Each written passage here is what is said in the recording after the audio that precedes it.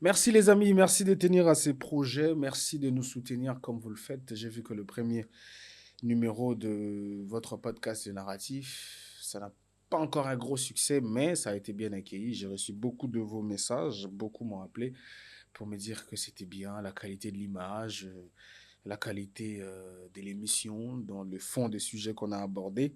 C'était très bien, je suis très content que vous appréciez, comme je vous l'avais dit.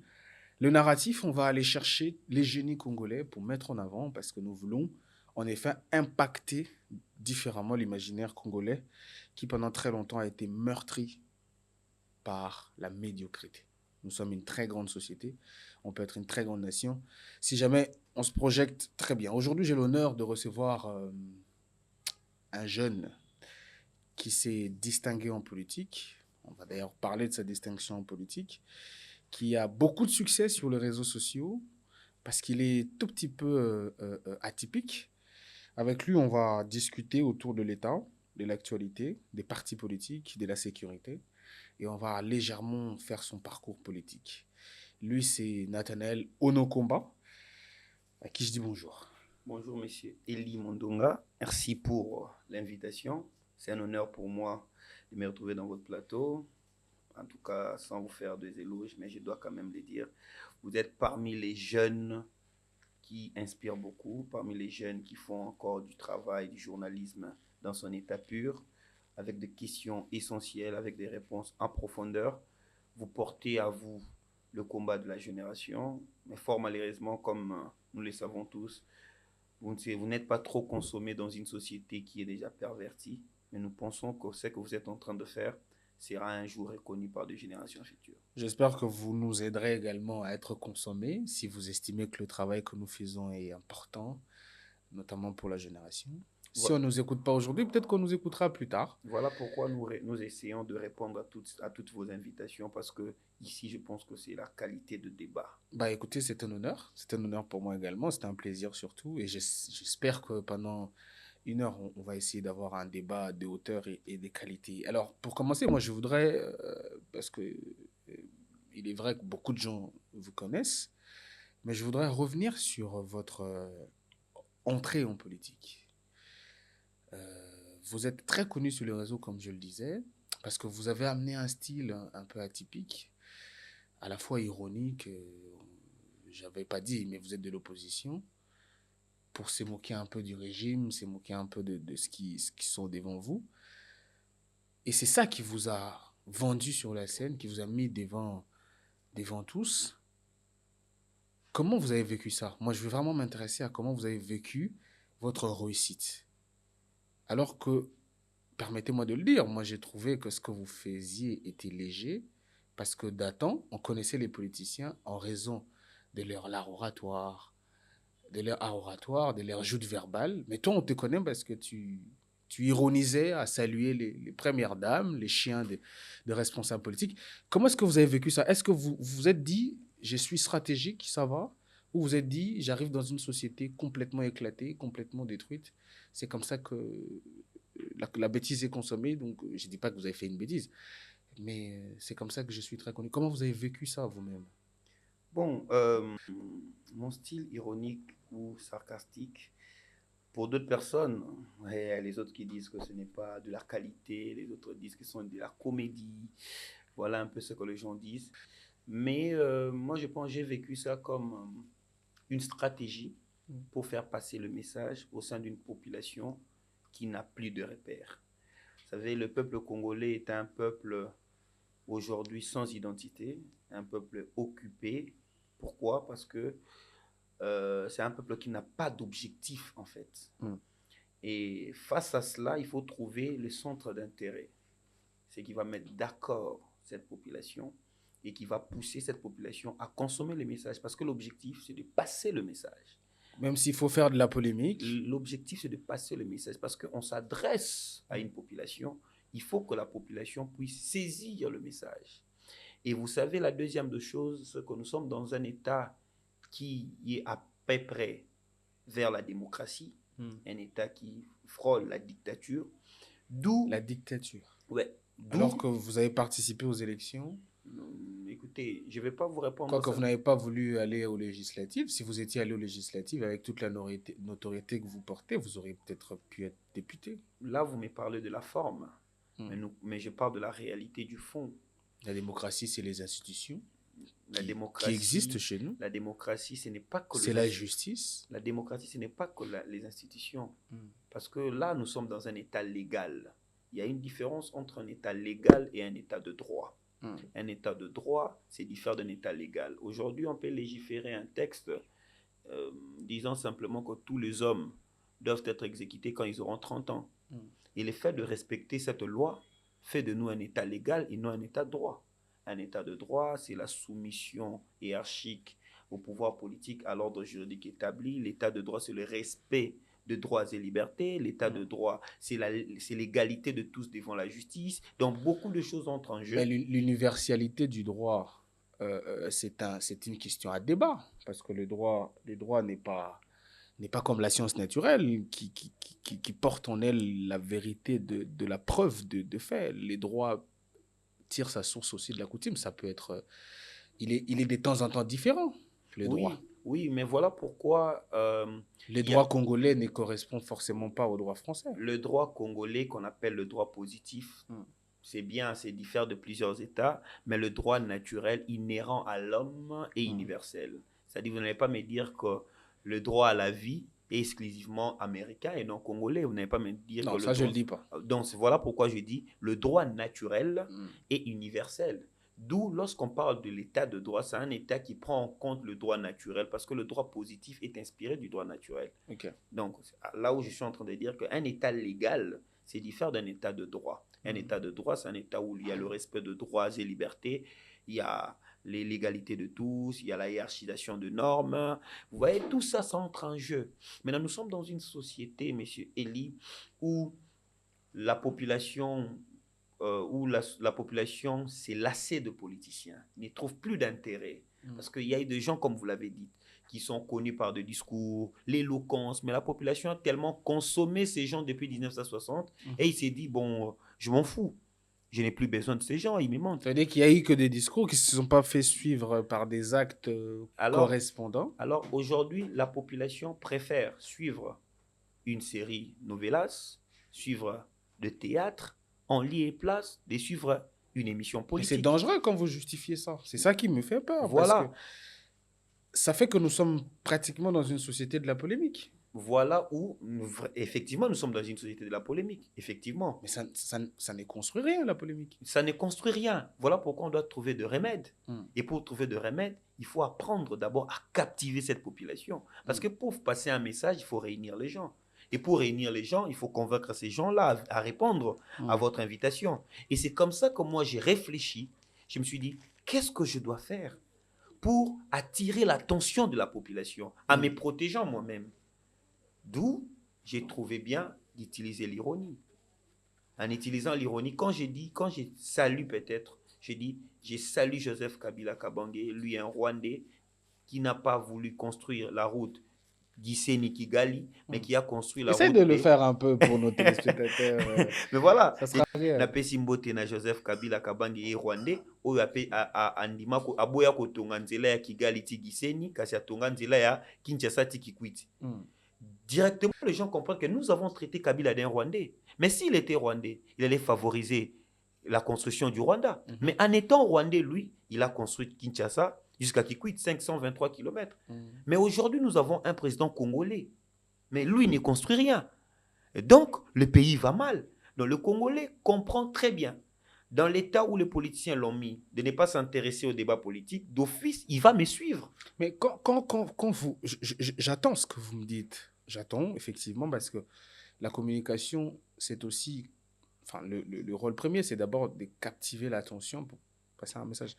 Mais quand vous allez tout le temps dans le sens du peuple, vous n'avez pas peur de vous enfermer essentiellement à polémiquer qu'à apporter du fond. Parce qu'aujourd'hui, moi je pense personnellement, qu'on a tellement consommé de la polémique et de la bêtise que les gens ont besoin derrière d'avoir quand même un discours qui porte, un discours qui résonne. Est-ce que vous considérez que vous portez des messages de fond ou vous ne faites que de la com politique? Non, nous apportons un message de fond, monsieur Eli. Le message que moi je porte, c'est un message générationnel. Mon combat politique, c'est un combat générationnel. Vous savez, aujourd'hui, nous sommes dans la transition générationnelle entre des générations. C'est ça le combat politique. Mais il faut, comme je l'ai dit, il faut réunir d'abord les gens. Ils doivent vous écouter. Mais comment ils doivent vous écouter? Je leur passe un message. Et ces messages-là, j'ai choisi les beautés. Et quand ils m'écoutent, j'organise des conférences. Quand vous suivez mes émissions, je ne me limite pas qu'à en beauté. Je donne des salutations et je continue. Ici, le combat que nous avons, c'est un combat générationnel. D'ici 30 années à venir, les combats de la géolocalisation du Congo. Où est-ce qu'on doit placer le Congo d'ici 30 années à venir? C'est ça le combat politique que moi j'ai. Vous voyez, parce que ça fait déjà plus de 20 ans, même pas plus de 20 ans, depuis 1960, que des générations politiques sont en train d'échouer. Et ici, maintenant, nous sommes face à une guerre générationnelle. Ça, c'est mon discours politique. Vous voyez? Mais ces discours politiques, il faut réunir les gens. Mais la guerre générationnelle dont vous parlez, elle est comment? Comment vous la voyez? Ça veut dire, c'est quoi? Vous pensez qu'à un moment donné, il y aura une crise entre la génération qui se trouve à la tête des partis politiques, on va le dire comme ça. Je vais prendre Moïse Katumbi, Martin Fayoulou, Félix Tshisekedi et tous ces gens qui sont pour moi des années 80-90. Avec vous, il y aura un affrontement? Qu'est-ce que vous appelez par crise générationnelle? Il y a déjà un affrontement. Il n'y en aura pas, il y a déjà un affrontement. Vous savez, nous avons atteint un point où il n'y a plus de l'offre politique pour la génération future. Il n'y a plus de l'offre politique. Il n'y a plus de l'offre politique pour la génération actuelle, allais-je dire. Ils n'ont rien à proposer. Tout ce qu'ils ont proposé depuis... Mais c'est vos pairs, hein? Oui. C'est vos responsables dans des partis politiques. Bien sûr, bien sûr. Voilà pourquoi ici j'interviens comme un porteur d'un message générationnel. Vous savez, ils n'ont rien à proposer. Ils n'ont rien à innover. Depuis 2003, ils ont proposé une solution pensant que 2025 ne va pas exister. Mais là, nous sommes en 2025 et ils n'ont rien proposé de nouveau. Ils sont en train de tourner à rond. Maintenant, qu'est-ce qui se passe? Ils savent que la population ne consomme rien. Et il y a une génération qui arrive. Et qu'est-ce qui se passe? Il faut un dialogue. Voilà pourquoi vous voyez tout ce qui se passe avec le dialogue. On va en parler d'ailleurs. Tout ça. Moi, je ne veux pas qu'on aille très rapidement parce qu'on va vraiment revenir. Oui, allez-y. J'y arrive. Et ici, maintenant, c'est une nouvelle génération par rapport à l'âge et par rapport au combat et par rapport à l'offre politique. Et moi, ici, quand je parle de la nouvelle génération, je ne fais pas allusion à l'âge. Parce que la jeunesse est pervertie plus que le vieux. Nous reproduisons la même chose. Nous avons besoin de faveurs qu'offre le pouvoir, que la responsabilité qu'offre le pouvoir. D'où ici, je parle d'un projet conçu pour les 30 années à venir. La génération qui a porté le projet des institutions politiques a échoué. Il faut maintenant une nouvelle génération avec un nouveau projet, une nouvelle façon de voir les choses, concevoir la politique. Et ceci va nous conduire encore dans 30 années. Et entre la génération qui stagne et la génération qui arrive, il y a déjà collision. Donc, nous sommes en pleine crise. Ce que nous vivons, c'est la crise générationnelle. Vous pensez que la génération qui arrive porte en elle une nouvelle offre politique? Si oui, c'est quoi cette offre politique? En réalité, la génération qui arrive doit porter l'offre politique différente de ce qui s'est passé en 2003. Cette offre politique doit calculer la trajectoire de la République démocratique du Congo d'ici 30 années à venir. Mais qu'est-ce qu'on va faire? Alors que je pense qu'on se retrouve aujourd'hui dans une crise existentielle très comparable à la crise des années 97-98. Bien sûr. Mais comment on peut porter une offre politique dans une circonstance telle que la crise tue l'État? Ce qu'il faut, c'est d'abord restaurer l'État, restaurer un fonctionnement normal de l'État. En ce moment-là, comment on va porter un projet politique autre que la refondation de l'État? Parce que vous dites qu'ils ont tous ces choses. La refondation de l'État est un projet politique. Créer l'État congolais. Vous savez, l'État... Créer l'État congolais. Nous ne sommes pas un État. Vous estimez que l'État congolais n'existe pas? Non, l'État congolais n'existait plus. Nous avons existé depuis Mobutu, mais là, nous n'existons plus. Nous n'avons plus un État. Donc les efforts de 2005, on a été chercher la Constitution. 2006, on a été aux élections. On a mis les institutions en place qui fonctionnent, la séparation de pouvoir. Tout ça Nous ne sommes pas un État. Parce que, vous savez, M. Elie, l'État, c'est l'administration. L'État, c'est la justice. L'État, c'est la police. L'État, c'est l'armée. Vous savez, quand on vous dit, c'est le ministère de l'Intérieur, c'est un ministère qui représente l'État au niveau interne. D'où quand vous êtes face à un policier, vous êtes face à l'État. Face à un fonctionnaire, c'est l'administration publique. Mais dites-moi, nous n'avons pas d'administration, nous n'avons pas de police, nous n'avons pas d'armée, nous n'avons pas de justice. Nous ne sommes pas un État. Parce que c'est le socle qui fait asseoir le développement d'un pays. C'est là où nous devons nous lancer de défis. Parce que aujourd'hui, l'administration publique est devenue politisée. Pour être fonctionnaire de l'État, il faut être membre d'un parti politique. Or, ce n'est pas normal. Ne dites pas ça, il y a quand même un ministre qui se bat, tant bien que mal, qui fait des concours, qui engage la jeunesse, qui envoie à la retraite. Il est plutôt très bon, le ministre actuel ici. Bon, peut-être qu'il ne fait pas non, mais j'espère que vous parlez de M. Liao. Effectivement, je parle j'applaudis beaucoup. Vous de savez, Jean-Pierre Liao. là où il y a des moutons blancs, il ne manquera pas de moutons noirs. Là où il y a des moutons noirs, il ne manquera pas de moutons blancs. Ici, ne voyez pas cela dans un cas isolé. Nous parlons de l'État, je ne parle pas de cas isolés. Exemple, j'ai parlé d'une société pervertie. Mais aujourd'hui, je connais encore des jeunes qui brillent aussi. Je vous connais, vous. Je connais ma sœur Altesse Moulamba. Je connais beaucoup de jeunes. Je connais Cynthia. Vous voyez? Donc, je connais des gens qui peuvent encore briller. Mais c'est là, on ne peut pas partir de l'exception pour faire la généralité. Ici, nous sommes dans le plan général. Mais Liao, c'est juste une exception. Il fait bien son travail, je le salue là où il est. Mais je pense qu'on peut faire mieux. Et là, c'est là où le problème s'impose. Nous n'avons plus d'éducation. C'est quoi la politique éducationnelle du Congo? C'est quoi l'identité congolaise? C'est quoi la culture congolaise?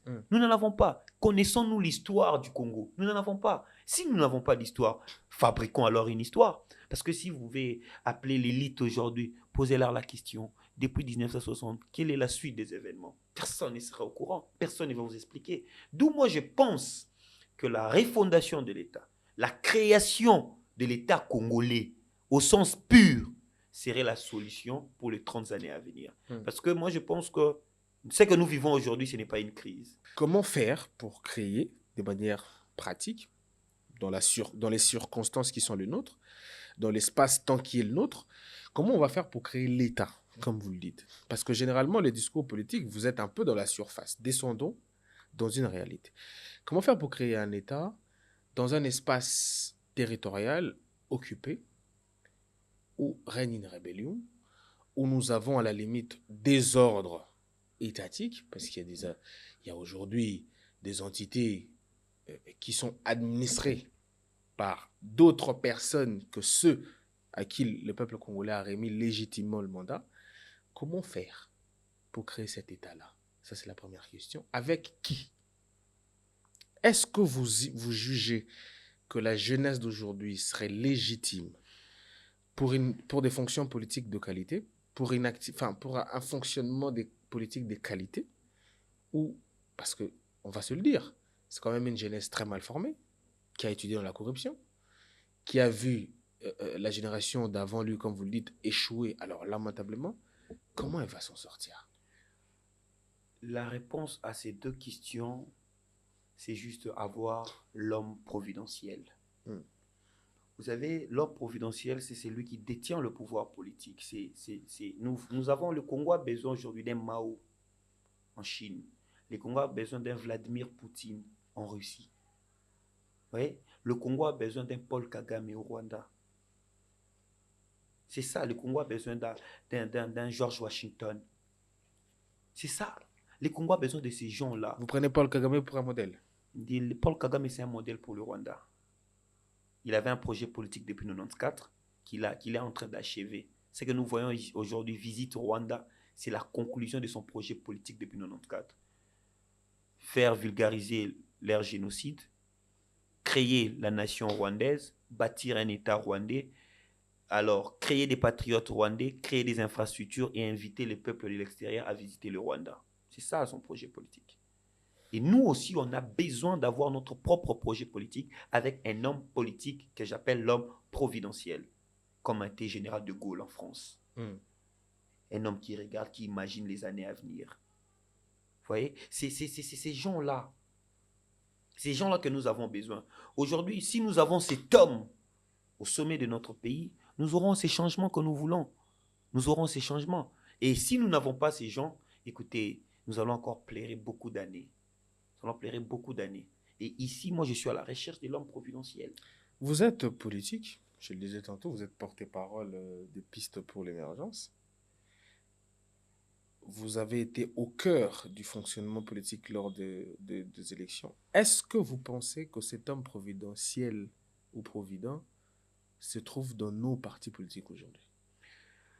Bien évidemment, je dirais, loin de moi l'idée de défendre le président de mon parti, que je trouve que c'est un homme rempli de valeurs, avec le tic qu'il faut. Vous parlez de M. Seth Kikouni? Je parle de M. Seth Kikouni. Mais je ne voudrais pas aborder cette question sur l'aspect partisan. L'homme providentiel, c'est l'homme qui veut le bonheur du Congo. L'homme providentiel, c'est l'homme qui calcule la trajectoire du Congo. L'homme providentiel, c'est l'homme qui pense aux 30 années à venir du Congo. Et cet homme-là peut venir de n'importe où. Et vous pensez que dans votre parti piste, vous avez un projet de 30 ans pour le Congo? Bien évidemment, nous avons un projet de 30 ans pour le Congo. Vous qui parlez de vendre la RTNC, de privatiser... C'est simple, oui, vendre la RTNC, oui, privatiser la RTNC, oui, amener la capitale au centre, précisément à Lodja, oui. Et ça, c'est un projet politique? C'est un projet, c'est un programme, c'est un projet des sociétés. Qui projette le Congo 30 années plus tard. Nous avons un programme de gouvernance nous avons un programme de gouvernance et le principe établi de notre parti. Vous qui n'osez même pas dire à haute voix que la rébellion menée aujourd'hui par l'AFC et le Rwanda est une agression contre la République. Non, la rébellion n'a jamais été l'agression. La rébellion ne peut jamais être une agression. Quand il y a une armée étrangère qui soutient les nationaux, s'il vous plaît, monsieur, il n'y a même plus de doute là-dessus parce que tous les rapports le disent. S'il vous plaît, monsieur Eli, oui. La rébellion, c'est le refus d'obéir un pouvoir politique établi. C'est ça la rébellion et ça s'est fait par les nationalistes. Ça s'est fait par les citoyens de cet État-là. Les nationalistes. Oui. La rébellion, c'est... Les mots ont un sens. Oui, bien sûr. Vous dites nationalistes. Nationalistes. C'est-à-dire, quand on parle de la rébellion, c'est-à-dire on reconnaît la nationalité de cet État aux gens qui dirigent cette rébellion. C'est la raison pour laquelle on dit rébellion. Mais quand c'est un autre État, on parle de l'agression. Oui, mais on a vu l'armée rwandaise aux côtés de l'AFC. Non, je ne confirme pas cela. Ah, vous ne confirmez pas? Je ne confirme pas. Vous savez les rapports des Nations Unies existent. Vous savez pourquoi je ne confirme pas? Allez-y. Parce que nous n'avons pas la loi martiale. Quand vous faites la guerre, vous faites la guerre. Et quand vous faites la guerre, vous êtes en guerre. Et quand vous êtes en guerre, ça se proclame. La guerre se proclame. C'est comme ça que je parle d'agression. Non, la guerre se proclame. Vous savez, l'Ukraine aujourd'hui est en état de guerre. Il y a la loi martiale en Ukraine. Parce que la Russie attaque. Si vous êtes conscient que c'est les Rwandais qui nous attaquent, déclarez alors la guerre. Moi, je vais enlever ma chemise blanche. Je vais prendre une arme. J'irai au front. C'est pour ça que vous ne savez pas condamner la FCM? Non, on ne peut pas condamner quand on n'est pas sérieux. On ne peut pas condamner quand on n'est pas sérieux. Moi, je suis amoureux de la Constitution. J'aime l'ordre constitutionnel actuel. C'est l'unique chance qui peut donner à la jeunesse aujourd'hui d'accéder facilement au pouvoir politique. Je défends la Constitution et je l'ai défendue quand on a voulu changer cette Constitution. D'où je ne soutiens jamais la rébellion. Parce que moi, je crois à la démocratie. Mais on ne peut pas aborder des questions essentielles en ayant des sentiments partisans. Si vous ne soutenez pas la rébellion, dites-le. Mais pourquoi je l'ai dit dans votre plateau. Pourquoi vous ne dénoncez pas? Dénoncez quoi? Corneille Nangaa. Dénoncer quoi? On a l'impression, au bout d'un moment, qu'il se joue un jeu pas clair entre l'opposition congolaise. Pas toute, hein, parce qu'il y en a qui... Monsieur Eli, attendez un peu, s'il vous plaît. Oui. Vous parlez de quelle opposition? Je parle de vous, parce que je vous ai reçu. L'opposition congolaise. On vous attend très moins ici, oui, à dénoncer la FCM23. On n'a pas besoin de dénoncer la FCM23, parce que les services de renseignement sont là pour ça. J'y avance. Vous ne parlez pas au service, vous parlez à l'opinion. S'il vous plaît, monsieur. Allez-y. L'opposition politique est faite pour critiquer, proposer le pouvoir en place. Nous sommes le miroir. Voilà pourquoi la loi portant statut de l'opposition existe. Mais lorsque vous choisissez de museler l'opposition politique, attendez-vous au plus pire. Vous allez me dire pourquoi Seth a fait la prison? Seth a fait la prison tout simplement parce qu'il a critiqué. Vous allez me dire pourquoi Jean-Marc Abounda était en prison? Vous allez me dire pourquoi Moïse Katumbi est en exil? Claudel Loubaya. Ah, Moïse Katumbi en exil. Attendez, pourquoi? Moïse Katumbi en exil. Bien évidemment. Vous allez me dire pourquoi Mino Bopomi, l'activiste, est en exil? Pourquoi Bienvenue Matumo n'est pas au Congo? Vous allez me dire pourquoi Palmer Kabea n'est pas là? Pourquoi Gloria Senga ne manifeste plus, il n'est plus au Congo? Tout simplement. Donc, tous ces gens-là sont en exil. Tous ces gens-là sont en exil. Pourquoi? Parce qu'on ne laisse plus le temps à l'opposition politique de se manifester. Pourtant, vous êtes là, sur tout le plateau à Kinshasa, en train de parler. On ne vous inquiète pas. Vous étiez au courant des gens de l'ANR qui sont venus chez moi plus d'une fois. C'est normal, vous portez la parole publique. C'est normal que les services s'intéressent à vous quelque peu. Le fait que je ne suis pas encore arrêté ne dit pas que je suis encore en liberté. Moïse Katumbi est sorti ici en homme libre. Et aujourd'hui, vous m'apprenez qu'il est en exil. Il est en exil, monsieur Eli Mondonga. Hervé Diakessé, Kamitatou, Olivier, ils sont en exil. Ils n'ont pas leur passeport pour revenir. Ah ouais. Ils ont refusé de renouveler leur passeport. Comment voulez-vous qu'ils reviennent? Ils ne peuvent pas. Dites-moi Moukeba, Jakindala, tout ça. Je ne suis pas en train de justifier ce qui se passe à l'est de mon pays. Mais ici, il faudrait nommer chaque situation comme il se doit. En réalité, la rébellion, c'est contre le pouvoir politique. Et moi, je n'ai pas besoin de dénoncer une rébellion faite par les gens qui se réclament être congolais. Ils ont le même droit que moi. Non, pas déporter les armes. Non, ils ont le même droit que moi. C'est pas un droit de déporter les armes. Non, ils ont le même... Laissez-moi finir mon idée. Allez-y. Ils ont le même droit que moi. Ils sont congolais comme moi. Voilà pourquoi il existe le service de renseignement, la police, l'armée, pour stopper toute personne qui ira en dehors de l'autorité politique établie. Donc ici, les revendications de Corneille Nangaa ne trouveraient pas de sens si l'opposition politique était libre. Vous refusez à l'opposition politique de manifester. Vous refusez à l'opposition politique de faire ce qu'il voudrait faire. Vous refusez à l'opposition politique d'obtenir le résultat de ces élections. Vous obtenez 475 députés vous-même. Vous refusez à l'opposition politique de tenir des meetings. Et vous voulez aujourd'hui que l'opposition politique dénonce ce que vous êtes incapable de faire. Ce n'est pas à nous. Nous payons nos impôts, nous payons nos taxes. Et c'est à l'armée, à la police, au service de renseignement de condamner et d'arrêter ce qui se passe à l'Est. Ce n'est pas à moi, Nathanaël. Pas à moi. Moi, je n'ai pas cette responsabilité-là. Je n'ai pas le pouvoir politique. Ici, si on avait respecté les b.a.-ba de la démocratie, nous ne serons pas là. Mais tout ce que je vous ai dit, les problèmes, c'est la génération qui gère. Mais la Constitution te rend responsable de t'opposer à tout celui qui veut prendre les armes, le pouvoir par des moyens non démocratiques. Notamment la rébellion, ce n'est pas un moyen démocratique. Voilà pourquoi j'ai dit que je ne suis pas content et je ne suis pas d'accord avec la rébellion. Mais je ne dis pas que le Congo est en guerre. Évitons ça, le Congo n'est pas en guerre, mais il y a une rébellion à l'Est. Oui. C'est ça la nuance. La rébellion n'est pas constitutionnelle. Le Congo n'est pas en guerre. La rébellion n'est pas aussi constitutionnelle. Ne l'est pas aussi. Voilà pourquoi j'ai dit que je ne suis pas d'accord. Mais le Congo n'est pas en guerre. Arrêtez de nous pousser à réagir. Ils veulent nous pousser à réagir sur plan de leurs échecs. Le Congo n'est pas en guerre. Le Congo est en rébellion. Et la rébellion du Congo, c'est entre les enfants du pays. Et cette rébellion-là est en train de négocier avec le pouvoir en place parce que c'est une affaire interne. Donc vous n'êtes pas d'accord avec une opinion, une certaine opinion qui dit que l'AFC M23, c'est aussi le Rwandais. C'est aussi des étrangers. Par exemple, il s'est dit qu'on a nommé des responsables d'administration publique qui parlaient Kinyarwanda et compagnie. Donc vous dites que l'AFC M23, c'est essentiellement des Congolais? Je suis pas à l'Est, déjà. Je n'essaierai compter le militaire de l'AFC, savoir qui a cette telle nationalité, qui a telle nationalité. Mais ce que je sais, que l'AFC est congolais. Parce que le coordonnateur, c'est Corneille Nangaa. Il fut le président de la CENI. Ne me dites pas qu'un président de la CENI pourrait être d'une autre nationalité. Au moins que je me trompe. Bissimois, qui est son adjoint, je sais qu'il est congolais. Sultani Makenga, qui est le chef d'état-major, je sais qu'il est congolais. Alors moi, allez voir dans les détails, je ne sais pas, mais je sais que l'AFC M23, c'est les Congolais. Alors, je ne serai pas dans les détails, il parle telle langue, non. Y a-t-il l'implication de l'armée rwandaise pour vous ou non?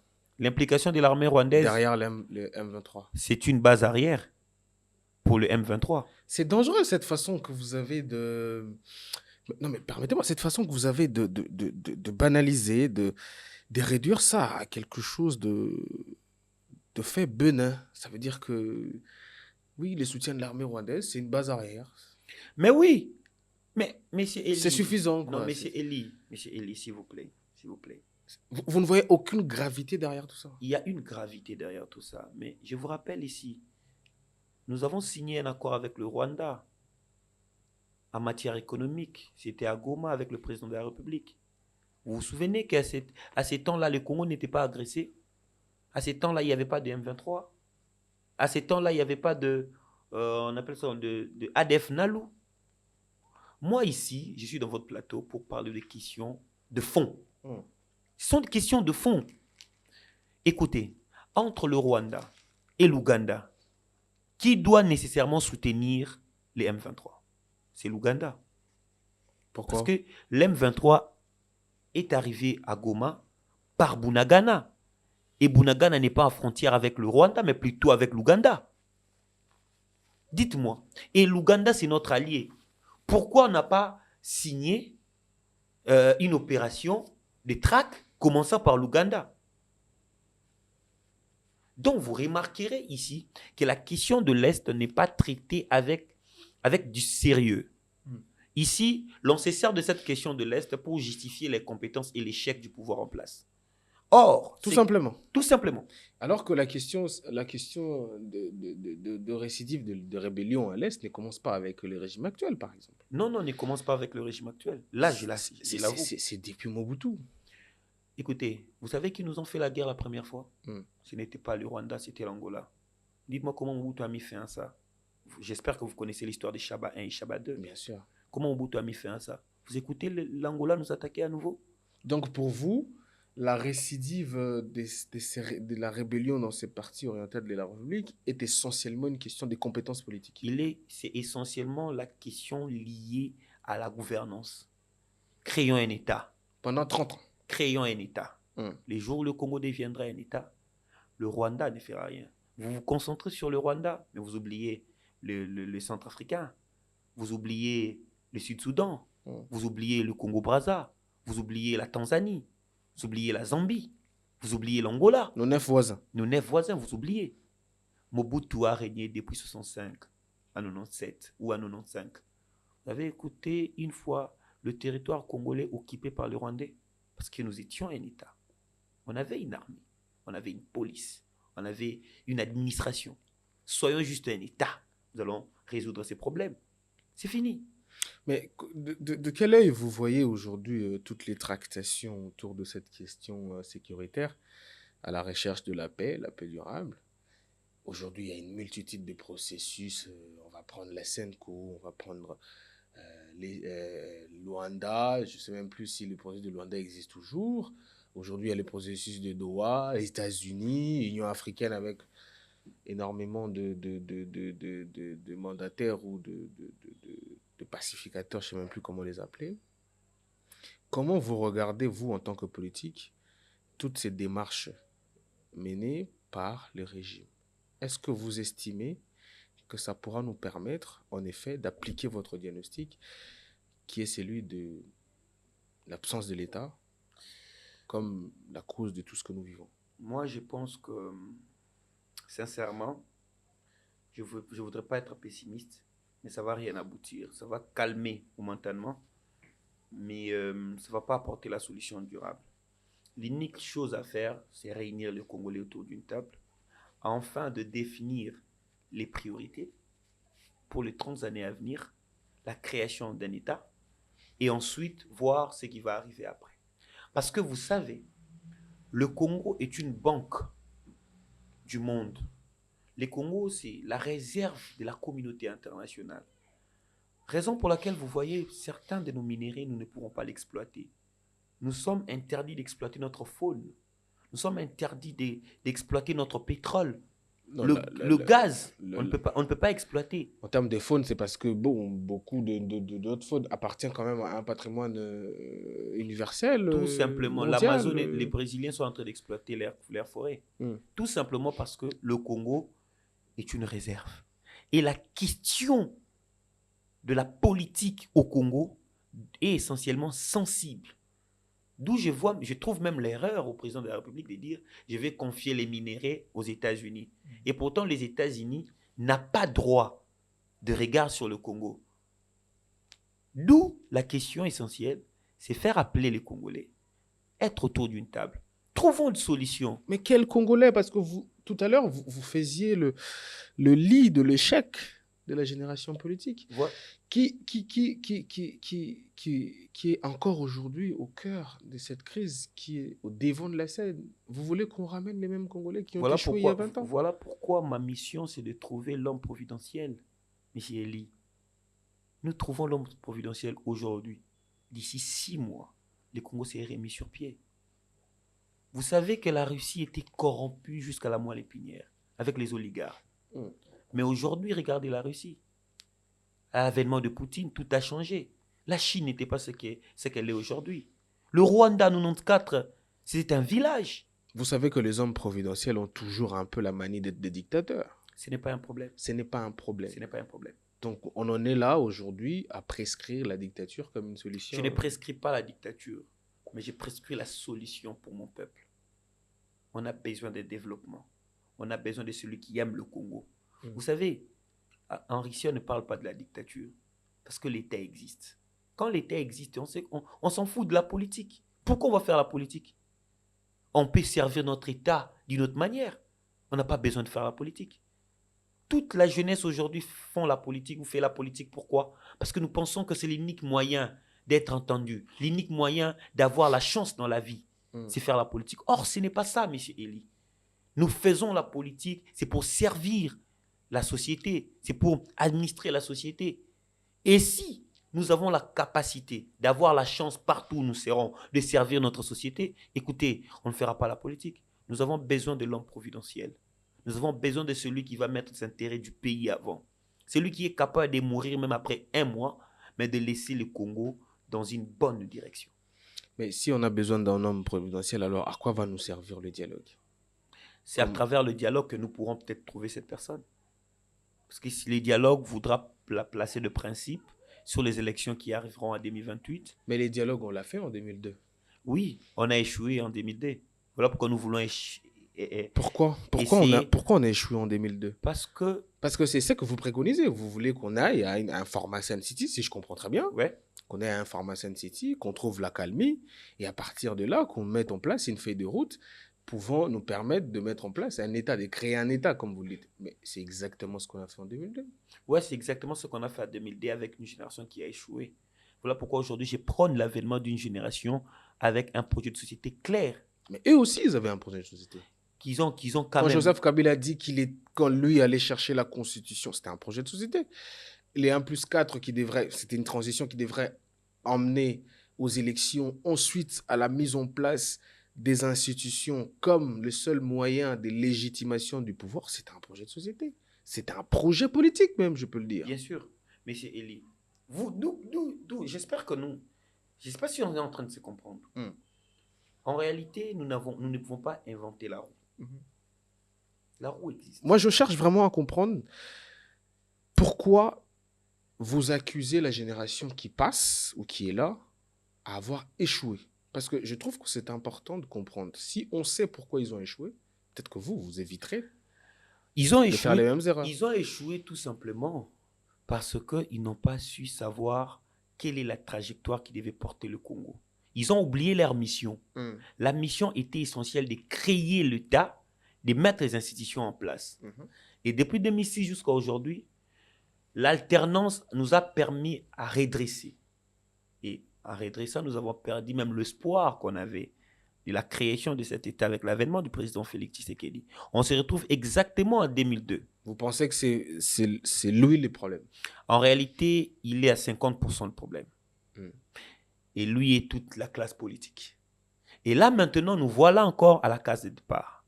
D'où, avant maintenant d'avancer, nous devons nous réunir à nouveau, cette fois-ci pour décider, en ayant un homme providentiel pour les 30 années à venir. Parce que aujourd'hui, nous sommes en 2025, mais en 2060, le Congo aura 100 ans. En effet. Nous devons réfléchir sur les 100 années d'existence du Congo. Et ceci doit se faire une fois pour toutes. Voilà pourquoi le dialogue de la Cinco doit se faire avec l'inclusivité de tout le monde, pour permettre à cette génération que je prône, je ne parle pas de la jeunesse, je parle d'une génération. Une génération politique des politique. Je ne parle pas de la jeunesse qui pense que l'âge est un critère. Je ne parle pas de la jeunesse qui pense aux privilèges qu'offre le pouvoir, que la responsabilité que ça nous exige. Je ne parle pas de la jeunesse qui se contente de quelques photos sur Twitter, TikTok ou Instagram à la réalité sociale de mon pays. Il faut un projet politique. Et cette jeunesse-là, et cette génération politique-là peut apporter une offre qui peut amener notre pays dans le développement. C'est ça mon combat. Et je pense que nous trouverons cet homme providentiel. Et écoutez, peu importe les moyens, mais on a besoin de cet homme providentiel. Peu importe les moyens. Peu importe les moyens. Donc vous êtes un peu, comme dirait l'autre, le salut du peuple et la loi suprême. Peu importe les moyens, nous avons besoin de l'homme providentiel. Je l'ai dit, si cet homme providentiel viendrait au Congo après mon opération, ils doivent alors m'opérer. Si c'est moi qui serais l'expérience chimique qu'on doit mettre dans les laboratoires pour extraire cet homme providentiel, eh bien j'accepte. S'il viendrait par les armes, nous avons besoin de l'homme providentiel. Mais on en est là. Je ne prône pas la rébellion. Je ne prône pas... Vous le dites à demi-mots. Non, je ne prône pas le renversement de l'ordre constitutionnel. Parce que je protège cet ordre constitutionnel, parce que c'est ce qui nous maintient aujourd'hui.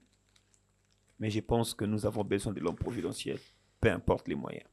Nous avons besoin de l'homme providentiel, peu importe les moyens, sont les propos de M. Nathanaël Onokomba, avec qui j'échange aujourd'hui dans les cadres de narratifs.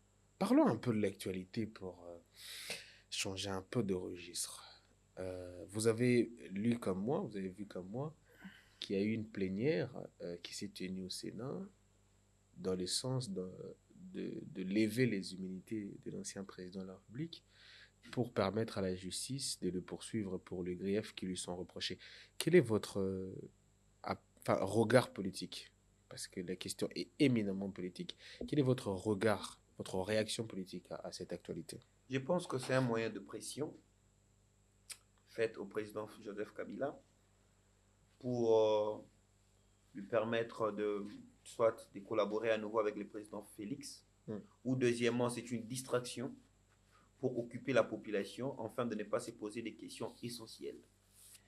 Parce que, M. Eli, je me suis toujours posé une question. Est-ce que ça fait du bien à l'UDPS lorsqu'on dit qu'ils ne sont pas intelligents? Est-ce que ça leur fait du bien? Et j'ai compris que non. Ils savent pourquoi ils se comportent ainsi.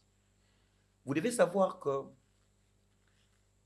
l'auditeur général n'a pas la compétence d'adresser une demande de la levée des immunités d'un sénateur, conformément à l'article 224 du règlement intérieur du Sénat. C'est exclusivement au procureur près la Cour de cassation, sur pied de la disposition 153 qui confère aux sénateurs leur juge naturel comme la Cour de cassation. Mais quand vous regardez à nouveau ce qui se passe aujourd'hui, vous allez remarquer que c'est une distraction. Les gens nous ont amenés dans un terrain que la population serait occupée, et à ce moment, on ne va pas se poser des bonnes questions. Parce qu'ils savent que ça ne va pas aboutir. Ils savent que ça ne va pas aboutir à la levée des immunités. Même s'il y avait levée des immunités, est-ce que Joseph Kabila serait arrêté? Non, parce qu'il n'est pas au Congo. Alors, ça sert à quoi? Mais son procès pourrait être fait. Il y a le procès de Nanga qui a été fait. Oui, mais c'est une justice. Une justice, mais Nanga est au Congo. Si l'État a des moyens de l'attraper, ils vont l'attraper. Parce qu'il y a une décision de justice. Mais ça va aller où? Ici, je conseille au président Félix de ne pas pousser Joseph. Moi, je suis d'accord avec vous. Quand vous levez, par exemple, les indicateurs juridiques pour dire que voilà, la démarche juridique n'est pas convenable. Écoutez, je vais vous dire une chose. Il y a débat, mais j'ai l'impression qu'au bout d'un moment, vous semblez dire aux gens que Joseph Kabila ne peut pas être poursuivi. Non. Joseph Kabila peut être poursuivi, en tout cas. Hmm. Kabila peut être poursuivi étant que sénateur. Mhm. Joseph Kabila peut être En tant poursuivi. que Congolais d'abord, En tant que il est Congolais. justiciable. Il est Congolais, il est justiciable. Écoutez, Kabila n'est pas un dieu. Voilà. Il peut être poursuivi. Mhm. En tant que Congolais, s'il commet des actes infractionnels, il n'est pas un dieu. Il peut être poursuivi. Le problème ici, c'est la jurisprudence que l'on crée et la procédure qu'on doit respecter. La justice ou le pouvoir judiciaire est indépendant du pouvoir législatif et exécutif. Je suis d'accord. On ne doit pas sentir une main politique lorsque le pouvoir judiciaire veut faire son travail. Il y a la procédure. Vous savez, la procédure pénale, c'est l'arbitre qui se met entre le pouvoir politique et la justice privée. C'est ça. C'est-à-dire, c'est l'arbitre. Même si vous êtes en colère, il faut C'est la respecter. colonne vertébrale même de la société. Tout à fait. Kabila peut être poursuivi, mais pas comme ça. Vous ne pouvez pas poursuivre un ancien chef d'État. Mais pourquoi ça se fait comme ça? Vous n'allez pas me dire que toute cette élite politique réunie, par exemple au Sénat, ne peut pas comprendre les nuances juridiques que vous êtes en train de faire sur... L'article 73, l'article 74, l'article 75 et 77 de la loi portant procédure devant la Cour de cassation exige et donne la compétence exclusive, au procureur après la Cour de cassation de Est-ce que poursuivre un les sénateur. sénateurs ne connaissent pas ça? Mais ils savent. C'est Voilà, les législateurs. voilà pourquoi ils vont décliner ces levées des immunités. Mais moi, la question, ce n'est pas la procédure. Parce que l'Union sacrée a la majorité. Il peut respecter la procédure pour poursuivre Joseph Kabila. Si c'est le Congrès que ça exige, ils ont le Congrès.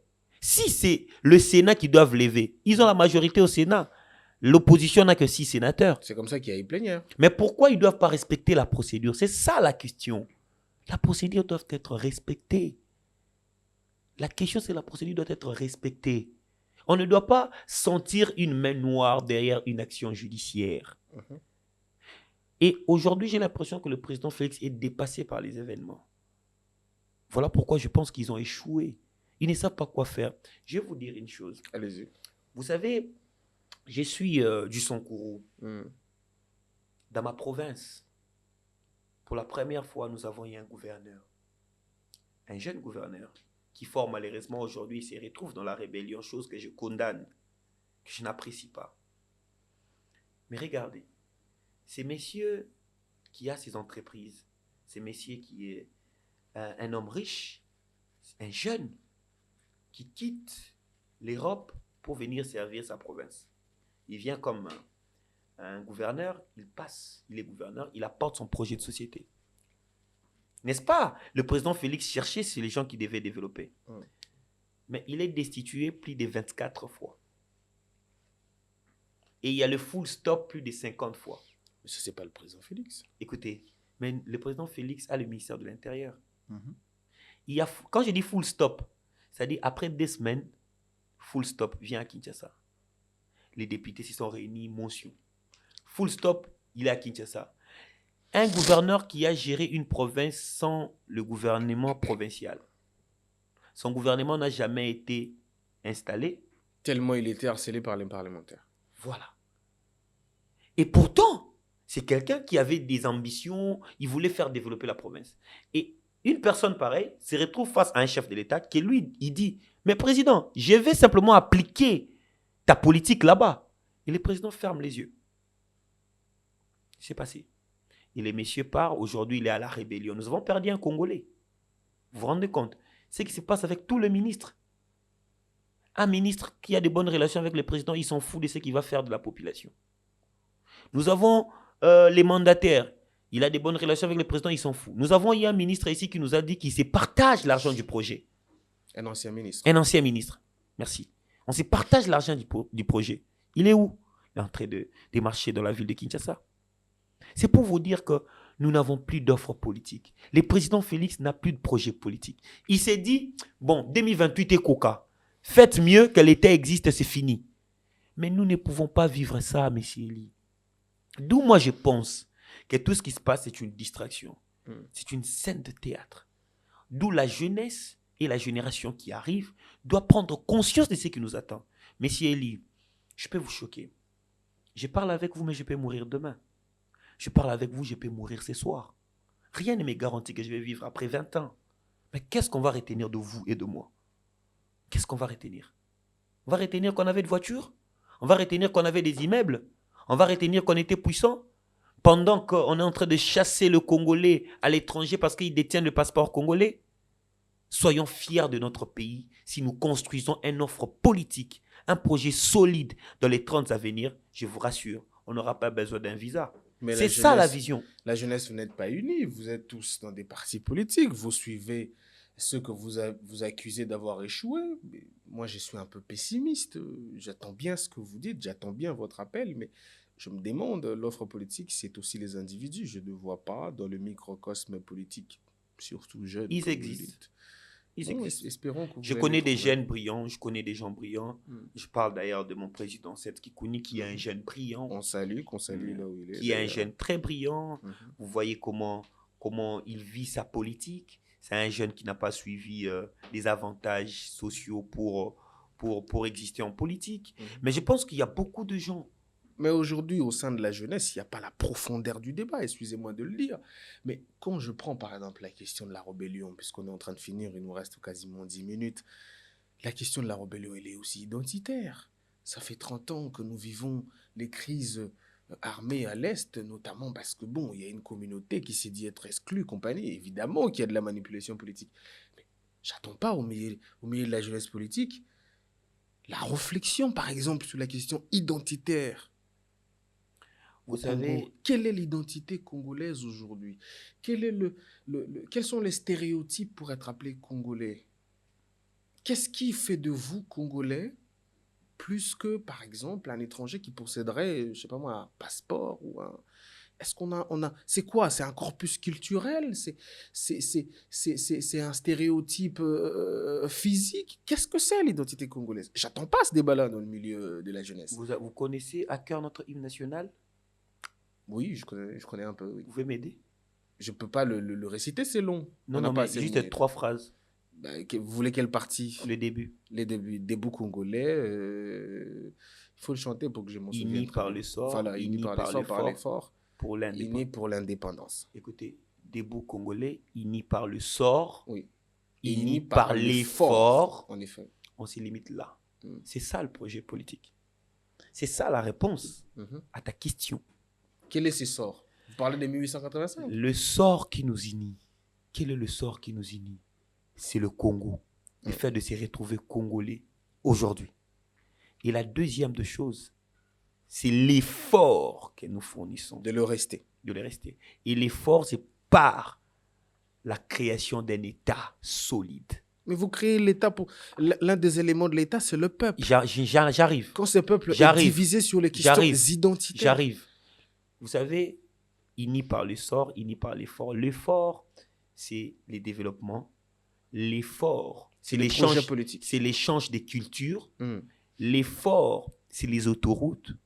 L'effort, cette capacité de faire qu'un Congo puisse se sentir à l'aise à Lubumbashi, prendre sa voiture pour arriver à Lodja sans faire 2-3 jours.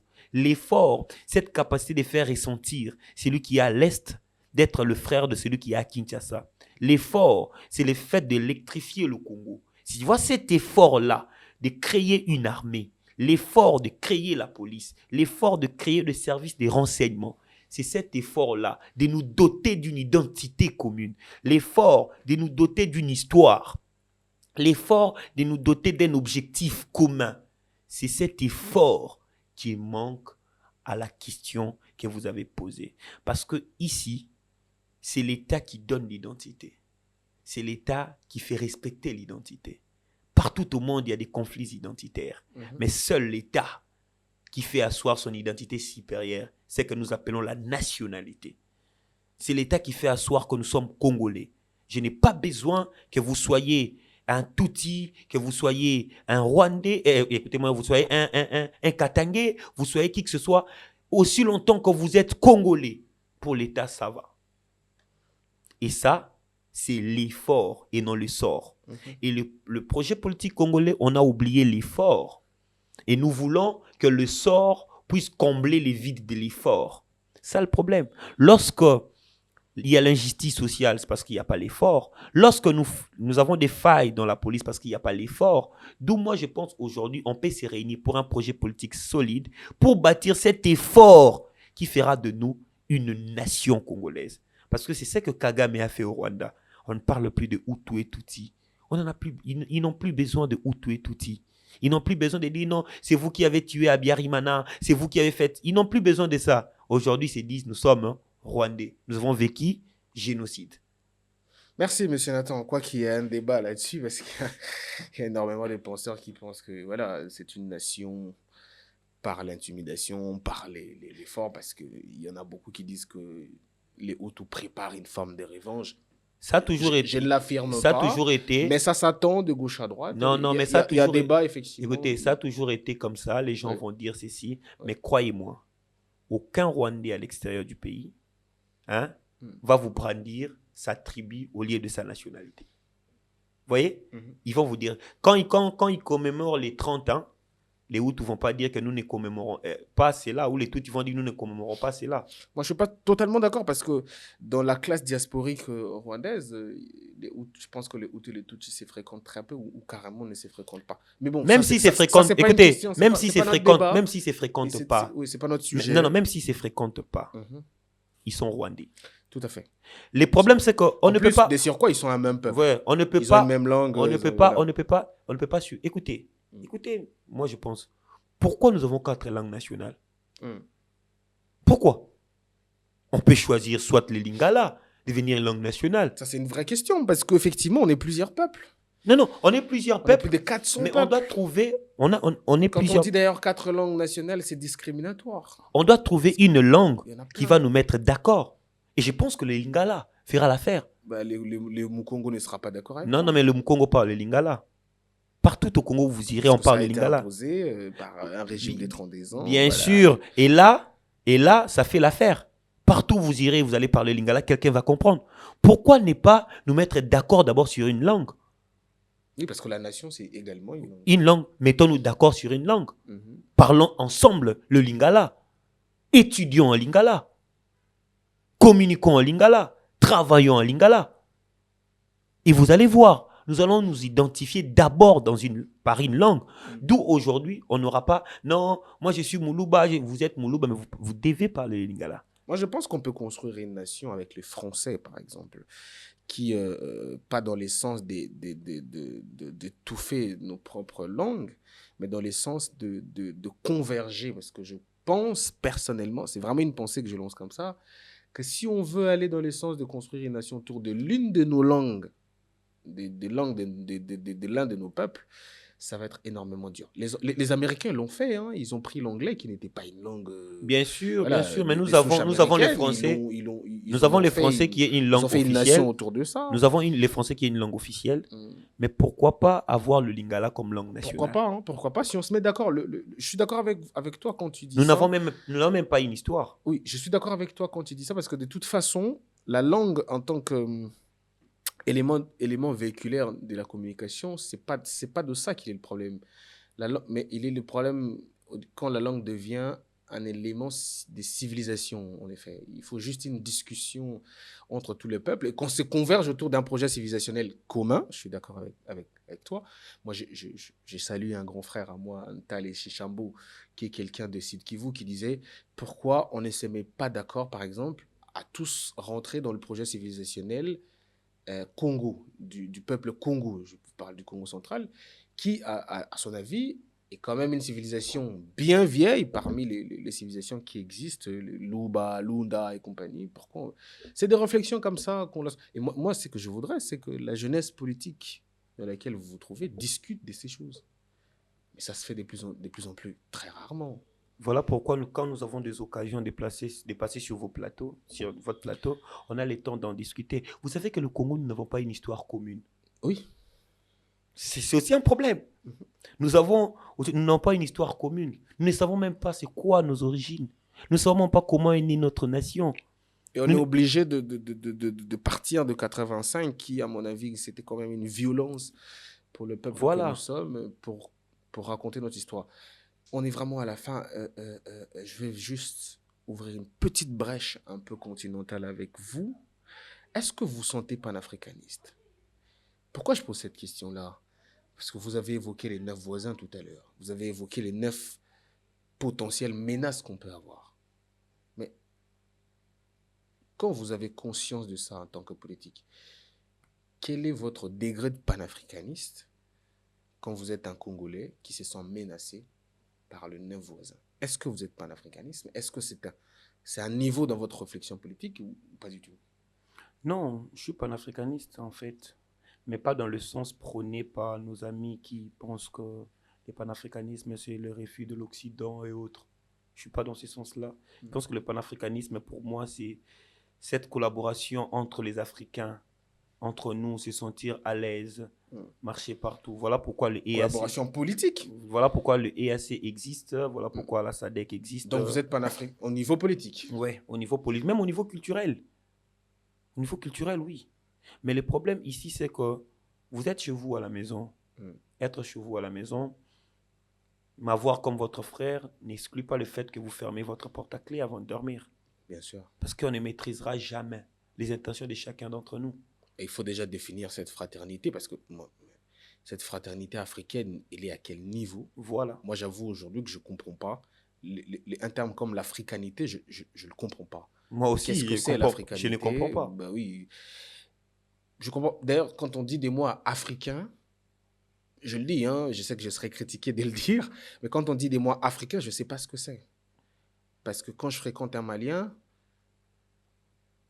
je ne m'identifie pas à lui. Quand je fréquente un Ivoirien, je me sens différent. Quand je fréquente même un Brazzavillois, je me sens différent. Donc, l'Africain, est-ce parce que je suis tout simplement noir ou est-ce parce que j'habite un continent qu'on appelle l'Afrique? Ou est-ce que parce Mais que bon. j'ai des cultures africaines? Est-ce que ça existe, les cultures africaines? Parce que moi, je suis allé, par exemple, en Congo-Brazzaville, leur bouffe traditionnelle n'est pas la mienne. Je ne me suis pas retrouvé. Quand vous allez en Côte d'Ivoire, leur façon de cuisiner, leur façon de parler, leur façon de vivre n'est pas la mienne. Excusez-moi. Peut-être que c'est un projet futuriste, des convergences des cultures, mais moi, je ne sais pas comprendre ça.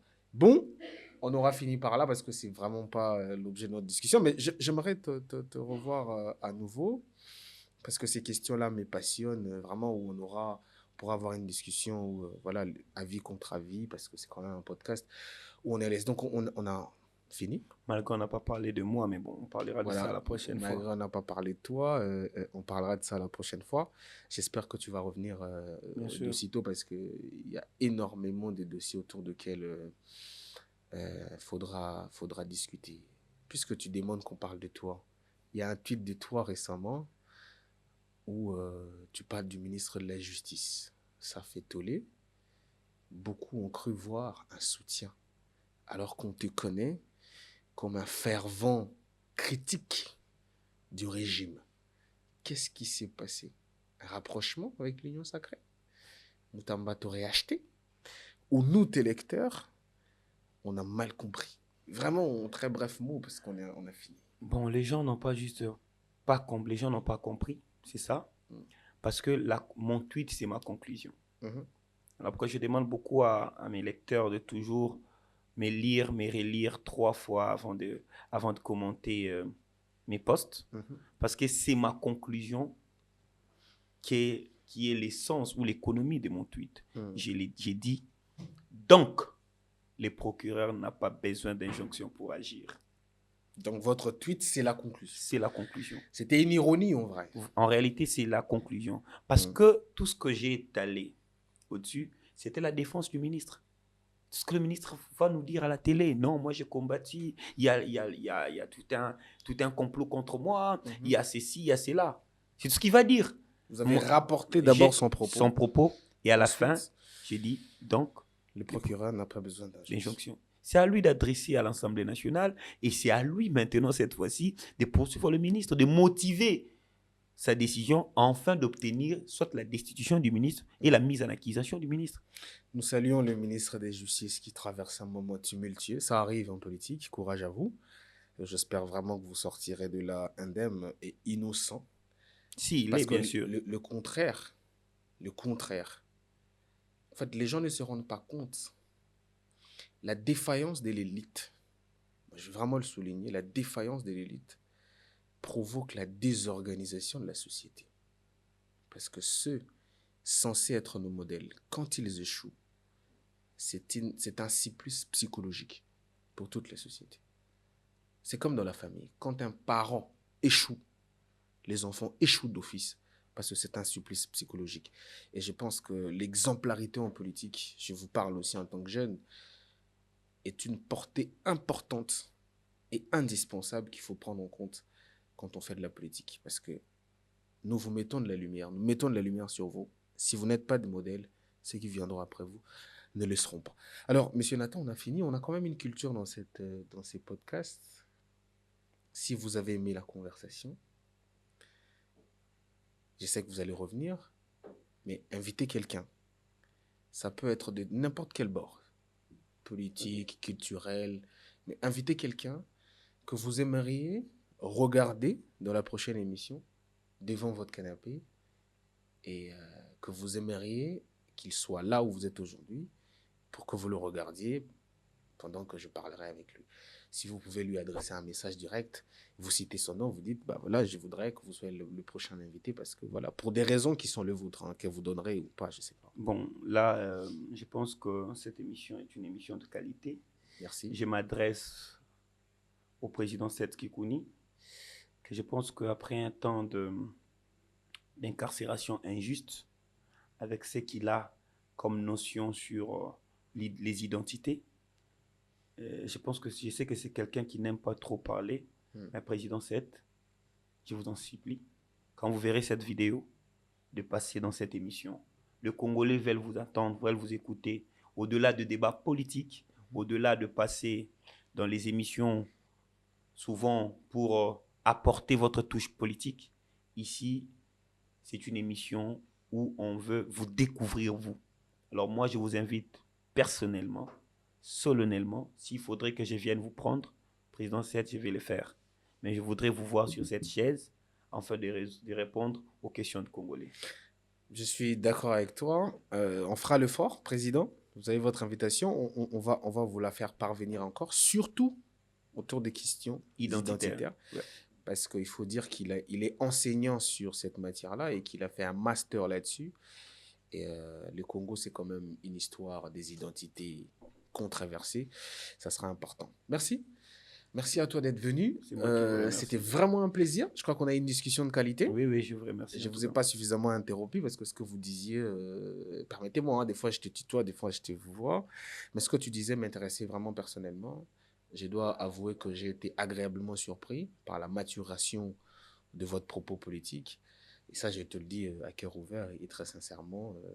Je crois que les gens ont découvert un peu par la caméra, à travers la caméra, notre petite, comment dire, notre petit rapprochement.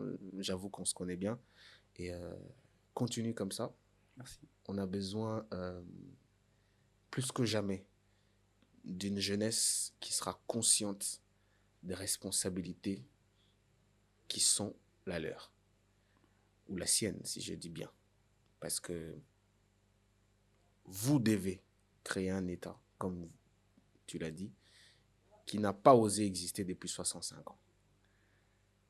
Et par ricochet, vous êtes une génération sacrifiée. Bien évidemment. Dans le sens où vous ne vivrez jamais pour vous. Mais vous devrez vivre pour les enfants que nous aurons et pour les petits-enfants que nous aurons. Donc, merci beaucoup. Si vous avez un dernier mot, si vous avez apprécié la conversation, un dernier mot, en tout cas, soyez libre, allez-y en roue libre pour 2 minutes et puis on clôturera par là. Non, ça va. Je pense que j'ai beaucoup parlé aujourd'hui. Je vous remercie justement de m'avoir invité. Je pense que ce n'est pas la dernière fois, mais cependant, j'adresse un message à la diaspora où je leur dis, il y a un frère, le parrain, qui organise un sommet à Paris du 1er au 3. C'est un sommet entrepreneurial déjà, mais qui aura beaucoup d'étapes. Il y aura même la commémoration de victimes de Kisangani, tout ça. Mais aussi, c'est ces sommets-là qui va réunir une jeunesse, l'élite à Paris. Si Dieu nous préserve, j'y serai aussi, moi aussi. Mais je pense que c'est le moment de soutenir ces genres d'initiatives. Ça n'a pas de coloration politique, mais ça porte des colorations générationnelles. C'est-à-dire, c'est quelqu'un qui réfléchit sur comment créer une nouvelle génération qui aura des opportunités, qui va réfléchir. Et d'ailleurs, je pense qu'après ces sommets, la jeunesse va encore se réunir pour discuter. Alors, toutes les personnes qui veulent me soutenir, qui disent nous aimons votre combat, nous aimons le combat de la jeunesse, ça c'est votre rendez-vous. Du 1er au 3, je pense que je n'ai pas la salle, exactement le nom de la salle, mais je sais que c'est du 1er au 3 à Paris. Alors, il y aura beaucoup de détails. La fondation, c'est les parrains sur X, sur leur site. Donc, soutenez ces jeunes que j'apprécie en tout cas. Je pense qu'il va suivre aussi cette émission. Soutenez-le. Si Dieu le voulant, nous serons ensemble avec vous à Paris pour discuter. Merci beaucoup, très cher Nathanaël. En tout cas, pour nous, c'est fini ici. Grand soutien à cette fondation, à la Fondation Le Parrain. On a besoin de telles initiatives pour réunir la jeunesse congolaise et à la pousser à la réflexion, puisqu'il a parlé de la diaspora, la classe diasporique congolaise. Suivez cette émission. Parce que longtemps, on a dit que vous ne suivez que ce qui n'édifie pas. Alors, prouvez le contraire. Moi, je sais que la classe diasporique congolaise a du niveau et que c'est la plus engagée d'entre toutes les classes. Donc, soutenez cette émission. Dites-nous aussi en commentaire qui est-ce que vous voulez qu'on aille prochainement. Je sais que vous êtes très attentifs sur les questions identitaires. Moi, je tiens vraiment à faire une série d'émissions là-dessus, donc je me battrai pour inviter des gens qui en ont la matière. Donc, continuez de nous soutenir, regardez, partagez cette émission, abonnez-vous à Eco Télévision, à Eco TV sur YouTube pour ne rien manquer. On vous promet qu'on aura toute une série d'émissions comme ça. Je dédie cette émission à toutes les personnes qui me sont chères. D'abord, à l'équipe technique qui a permis la réalisation de cette émission, Monsieur Gall, Hervé, Guy, Madame Joséphine, tout le monde qui était là pour la faisabilité de cette émission. Ensuite, à ma famille, ma mère, mon père, tous mes frères, à Jemima Mazimi, alors à Bongo, à tout le monde qui m'est vraiment cher. Je vous dédie cette émission et je vous recommande de la partager comme on partage un bout de pain et que la connaissance soit connue de tous. Ce n'est que comme ça qu'on sauvera le pays. Je vous dis à la prochaine avec le même plaisir, mais forcément à notre invité. Bye bye.